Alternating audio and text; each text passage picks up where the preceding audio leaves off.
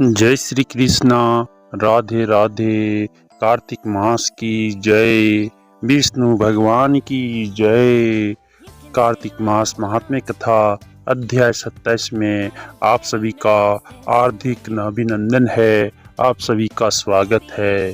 कार्तिक मास महात्म्य कथा अध्याय 27। कृष्ण नाम का आसरा, कृष्ण नाम का ध्यान। 27वां अध्याय अब लिखने लगा महान। पार्षदों ने कहा, एक दिन की बात है, विष्णुदास ने नित्य कर्म करने के बाद भोजन तैयार किया, किंतु कोई छिपकर उसे चुरा ले गया। विष्णुदास ने देखा भोजन नहीं है, परंतु दोबारा भोजन नहीं बनाया, क्योंकि ऐसा करने पर सायंकाल की पूजा के लिए उन्हें अवकाश नहीं मिलता। अतः प्रतिदिन के नियम का भंग हो जाने का भय था। दूसरे दिन पुनः उसी समय पर भोजन बनाकर वे ज्यों ही भगवान विष्णु को भोग अर्पण करने के लिए गए, त्यों ही किसी ने आकर फिर सारा भोजन हड़प लिया। इस प्रकार 7 दिनों तक लगातार कोई उनका भोजन चुरा कर ले जाता रहा। इससे विष्णुदास को बड़ा विस्मय हुआ। वे मन ही मन इस प्रकार विचार करने लगे, ओहो, कौन प्रतिदिन आकर मेरी रसोई चुरा ले जाता है। यदि दोबारा रसोई बनाकर भोजन करता हूँ तो सायंकाल की पूजा छूट जाती है। यदि रसोई बनाकर तुरंत ही भोजन कर लेना उचित हो तो मुझसे या ना होगा, क्योंकि भगवान विष्णु को सब कुछ अर्पण के बिना कोई भी वैष्णव भोजन नहीं करता। आज उपवास करते मुझे 7 दिन हो गए। इस प्रकार मैं व्रत में कब तक स्थिर रह सकता हूँ। अच्छा, आज मैं रसोई की भली भांति रक्षा करूँगा।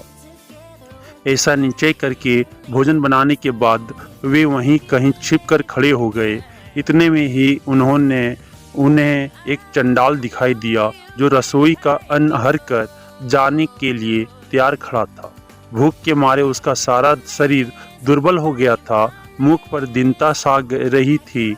शरीर में हाड़ और चाम के सिवा कुछ शेष नहीं बचा था। उसे देखकर श्रेष्ठ ब्राह्मण विष्णुदास का हृदय करुणा से भर आया। उन्होंने भोजन चुराने वाले चंडाल की ओर देखकर कहा, भैया जरा ठहरो, क्यों रूखा सूखा खाते हो, या घी तो ले लो। इस प्रकार कहते हुए वीर पवर विष्णुदास को आते देख वज्र चंडाल भय के मारे बड़े वेग से भागा और कुछ ही दूरी पर मूर्छित होकर गिर पड़ा।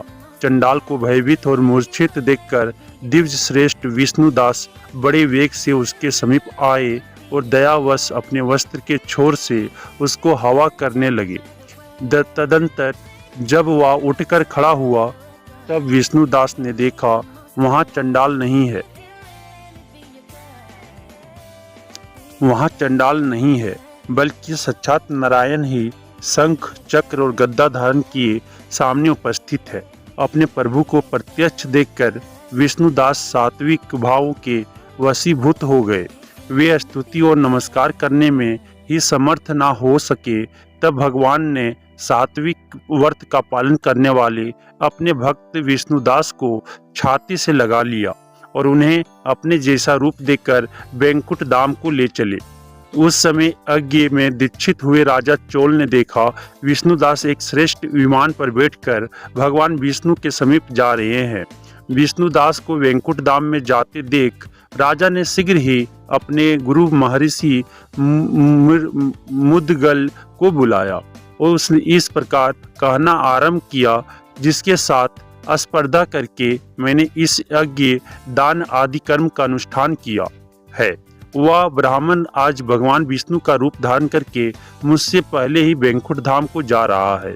मैंने इस वैष्णव धाम में भली भांति दीक्षित होकर अग्नि में हवन किया और दान आदि के द्वारा ब्राह्मणों का मनोरथ पूर्ण किया, तथापि अभी तक भगवान विष्णु मुझ पर खुश नहीं हुए और इस विष्णुदास को केवल भक्ति के ही कारण श्री हरि ने प्रत्यक्ष दर्शन दिया है।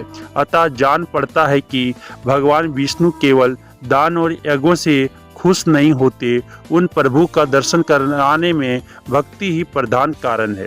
दोनों पार्षदों ने कहा। इस प्रकार कहकर राजा ने अपने भांजे को राज सिंहासन पर अभिषेक कर दिया। वे बचपन से ही यज्ञ की दीक्षा लेकर उसी में संलग्न रहते थे, इसलिए उन्हें कोई पुत्र नहीं हुआ था। यही कारण है कि उस देश में अब तक भांजे ही राज्य के उत्तराधिकारी होते हैं। भांजे को राज्य देकर राजा यज्ञशाला में गए और यज्ञ कुंड के सामने खड़े होकर भगवान विष्णु को संबोधित करते हुए 3 बार उच्च स्वर से निम्नलिखित वचन बोले। भगवान विष्णु, आप मुझे मन, वाणी, शरीर और क्रिया द्वारा होने वाली अविचल भक्ति प्रदान कीजिए। इस प्रकार कहकर वे सबकी देखते देखते अग्निकुंड में कूद पड़े। बस उसी क्षण भक्त वत्सल भगवान विष्णु अग्निकुंड में प्रकट हो गए। उन्होंने राजा को छाती से लगाकर एक श्रेष्ठ विमान में बैठाया और उन्हें अपने साथ लेकर वैकुंठ धाम को प्रस्थान किया। नारद जी बोले, हे राजन, जो विष्णुदास थे वे तो पुण्यशील नाम से प्रसिद्ध भगवान के पार्षद हुए और जो राजा चोल थे उनका नाम सुशील हुआ।